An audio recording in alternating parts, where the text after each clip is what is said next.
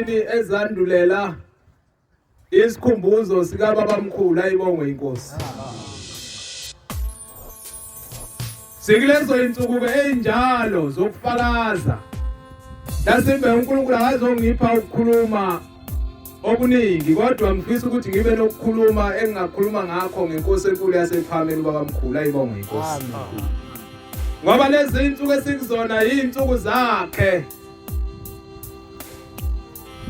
Bade April.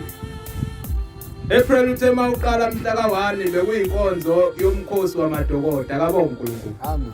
Sikababamkhulu wahlupheka kakhulu ekhanda lokhu kuhamba. Uma enye insizwa isebenza emtateni ngenye imini. Emva kokuba u1935 usushayile wadlula. Ithi bathe besebenza emtateni, ithi abisibona ukukhanya kwabe kukhanya kakhulu ukuqhamuka lapho thi mawubuka ulwandle lapho engathi liyahlukana khona kuhlukana amanzi nesibhakabhaka noma kuyahlangana ngazi ngachaza kanjani. Ithi yabona kuqhamuka khona ukukhanya kwakukhulu kakhulu. Ithi kuthema kuqhamuka lokukhanya kukhulu kwasondela. Ithi kuthema kusondela wase kuphuma khona indoda eyayigqoke ingubo emnyama enensepho esifubeni uthi yayisima ima ilingana nesikebhe noma nomkhumbi lo ababesebenza kuona. Ithi yabisithula ibabuka uthi base bemangala yayisibabuza ukuthi niyangazi yini bathi hayi cha akasikwazi. Ithi yayisikhuluma le ndoda ithi mina nginguShembe lo ofile. Ngithe kwakusanda kuba u1935 akabonga uNkulunkulu. Polisi kusho kanjalo kodwa ngisho kwashiwa ubabamkhulu ekhuluma nalamadoda esiqepheni emtateni. Uthi ngiuShembe mina lo ofile. Uthi kodwa mawungasuka manje uhambe lapha emzini wasePhameni uthi uzangifica khona. Okusho ukuthi uShembe unjani akafi akabonga uNkulunkulu.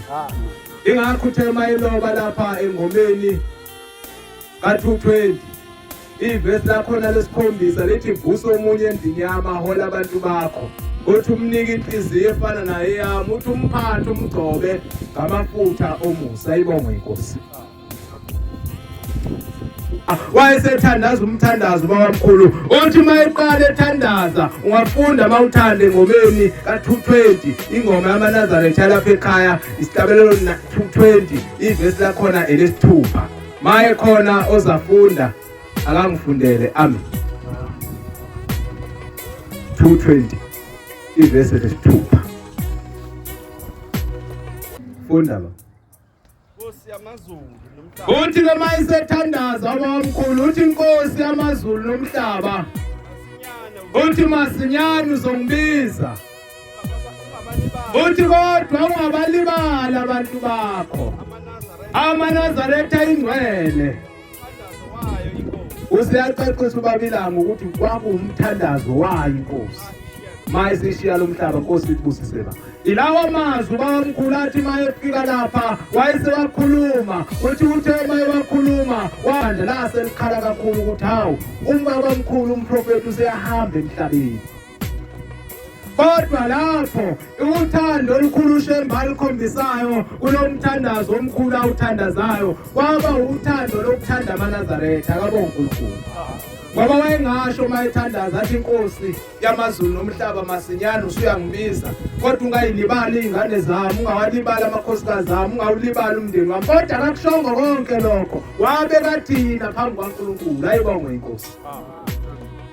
Angazi noma siyalibona yini uthando olungaka uNkulunkulu asithanda ngalo. Isho njalo inkosi la ngamayibusisa ngenye imini besixoxela ubaba emzini wasePhameni kuthi wayathi mayisingathi iphethwe inkonzo isizobhekisa enkosini uthi uyithema iphakathi isibusisa ithema ibusisa yayisihuba ingoma yaseweseli kuthi wayayisihuba yayisihamisha ithema ihamisha yayisisha amazwi ithi inkosi makuwukuthi wawudalile emhlabeni ukuthi kube khona abantu abayingcwele akusale sekuba yibo laba ikhomba amaNazaretha ayingcwele. Ithi mawudalile ukuthi kuyoba khona abantu abangcwele abayongena ezulwini akusale sekuba yibo laba.